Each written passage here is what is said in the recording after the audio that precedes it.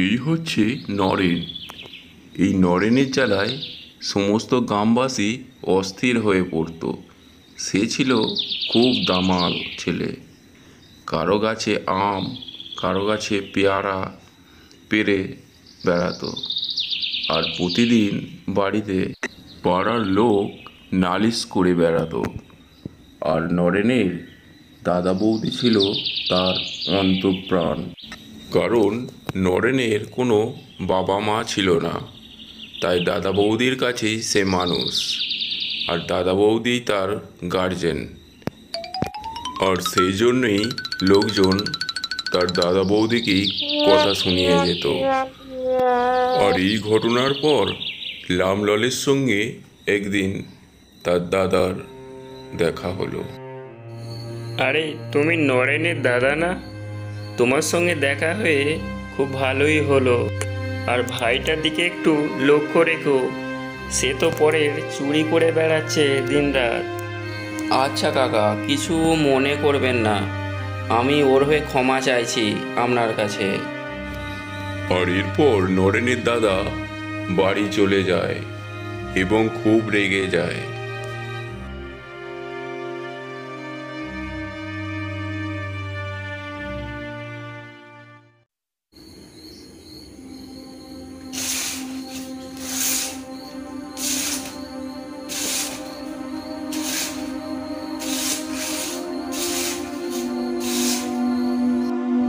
হ্যাঁ গো, শুনছো?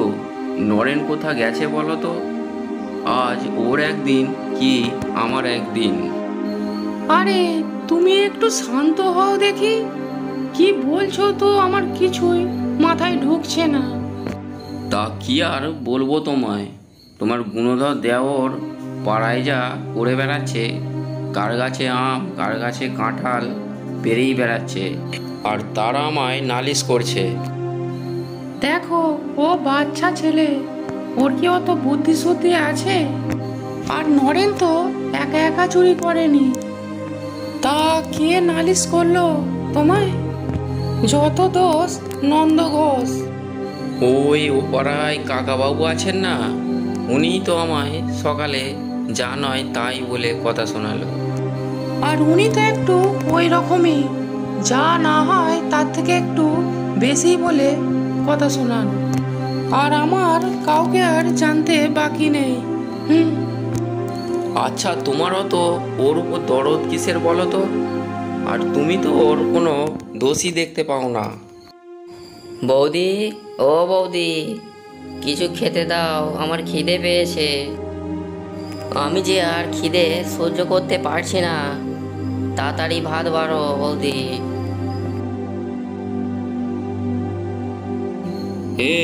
এই দিকে তাকা, তোর আজকে কোনো খাওয়া দাওয়া হবে না। আর তুমি যদি একে খেতে দাও, তোমার একদিন কি আমার একদিন, এই বলে রাখলুম। আর এই বলে তার দাদা বাড়ি থেকে রাগে চলে যায়।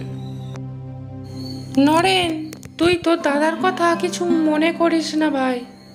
তার তুই ভয় খাস যেকালে, তোর দাদার কথা অত অমান্য করিস কেন?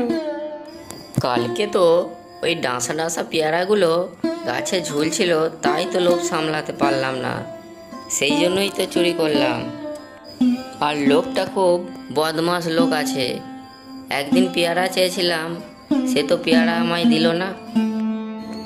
দেখ নরেন, তুই আর চুরি করবি না কোনো দিন, আমায় কথা দে ভাই।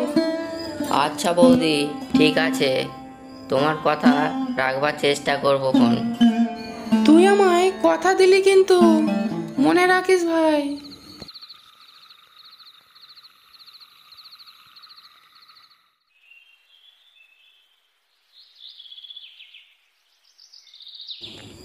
আরে আজকে একটু স্কুলের আমার দেরি হয়ে গেছে, আর জগাটাও মনে হয় বসে আছে। আরে নরেন, আজকে এত দেরি করে এলি যে? আমি তো ভাবলাম আজকে আর আসবি না হয়তো। তা আজকে এত তোর দেরি হলো কেন রে? আরে ভাই, বৌদি একটু বাজারে সবজি কিনতে গিয়েছিল তো, তা একটু দেরি হয়ে গেল। আর বৌদিকে না দেখলে তো আমার ভালোই লাগে না, বুঝলি। হ্যাঁ গো, ভাইটা কোথায় গেল বলো তো? সেই সকালে বকাঝকা করলাম তো, তাই ভালো লাগেনি। বকাবকি করে তো একবারে তুমি উদ্ধার করে ফেলেছো। আর উনি ভাইয়ের কত খবর রাখেন তা মা ভগাই জানে। না গো, ও তো আমার নিজেরই ভাই, বলো। ওকে বকাঝকা করতে কি আমার ভালো লাগে? আর প্রত্যেক দিন একজন না একজন সেই নালিশ করে যাচ্ছে, সেটা আমার ভালো লাগে না গো। আর সে এখন স্কুলে গেছে, তাকে যেন আর বকাবকি করো না, বুঝলে? আরে জগা, তাড়াতাড়ি পা চালা, আজকে অনেক আমাদের দেরি হয়ে গেছে বল। আরে ভাই, দেখেছিস ওদিকে? ব্যাগটা রাখ, দুটো আম পারি। না রে ভাই, ওসব করতে যাস না। না রে, কিছু হবে না, আমরা পেরে মাঠে চলে যাব, বুঝলি? কেউ জানতে পারবে না। কিন্তু বৌদিকে আমি কথা দিয়েছি রে ভাই, আর দাদাও শুনলে আমাকে ছাড়বে না, বুঝলি? আমি যাব না, বুঝলি? আরে তুই এত ভীতু কেন বলতো? কিছু হবে না বলছি, চ। ঠিক আছে চ, কিন্তু আমি কিছু জানি না ভাই। এরপর নরেন ঢিল ছুঁড়ে ছুঁড়ে আম পাড়তে থাকে, আর আমের শব্দে মোহন দাদু চলে আসে। তারপর ঘটল বিপত্তি। এই কে রে, আমার বাগান থেকে সব আম পাড়ছিস? আর এরপর মোহন দাদু নরেনের দিকে ছুটে ছুটে যেতে থাকে। তারপর নরেনরা সেখান থেকে পালিয়ে যায় বাড়ির দিকে। আর কিছুক্ষণ বাদে মোহন দাদু নরেনের দাদাকে সব নালিশ জানায়।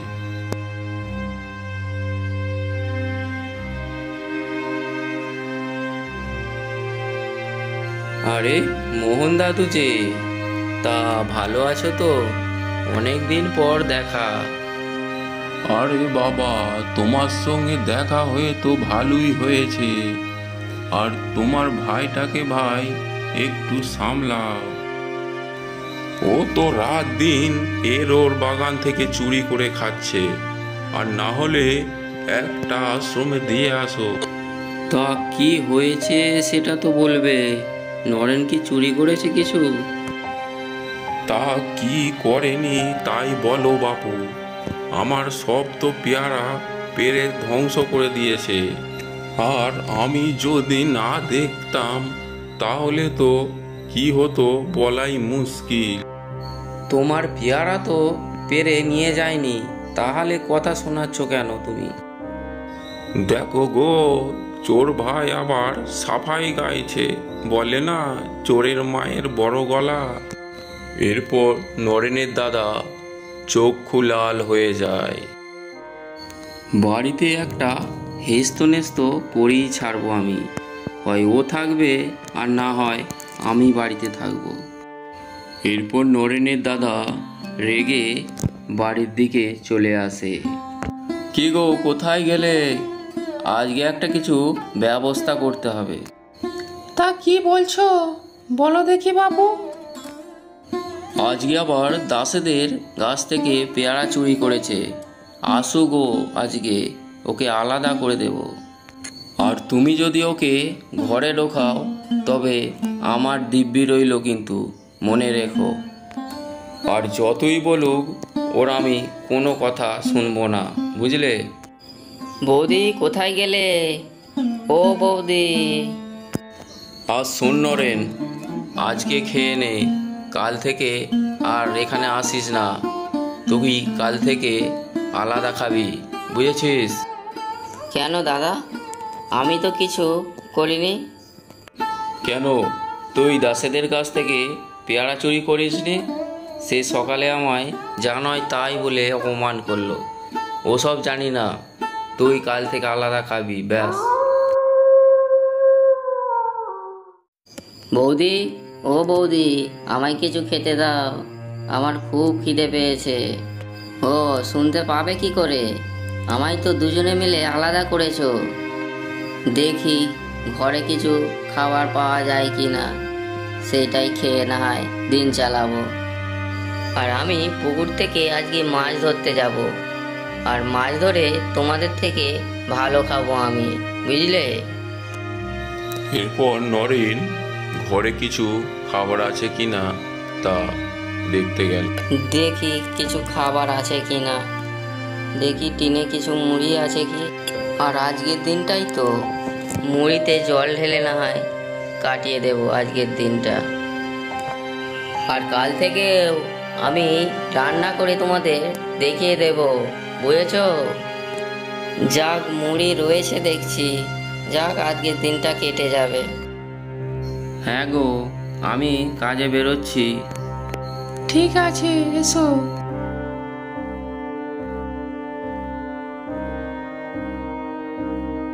এদিকে বৌদি গুমড়ে গুমড়ে কাঁদতে থাকে। কারণ নরেনকে সে একা কোনো দিন ছেড়ে থাকেনি। নরেন, ওরে নরেন, বাইরের দিকে আয় ভাই। আমাকে আর শখ করতে হবে না, আমি তোমাদের থেকে রোজগার করে ভালোই খাবো, বুঝেছো? ভাই আমার, একবারটি বাইরে আয় ভাই।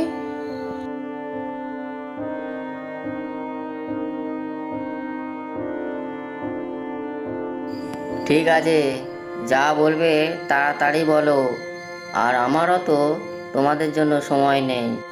ভাই আর রাগ করে থাকিস না রে, তোর দাদা কাল থেকে কিছু খায়নি, আর আমারও তো ভালো লাগছে না। আর কাল থেকে আমরা সবাই আবার একসঙ্গে থাকবো, বুঝেছিস? বৌদি, আমিও তোমাদের ছাড়া থাকতে পারবো না বৌদি, আমায় তুমি ক্ষমা করো। আর আমি কোনোদিন আর চুরি করব না, এই তোমায় কথা দিলাম। এরপর নরেনের দাদা কাজে মন বসে না, তাই বাড়ি ফিরে চলে আসে।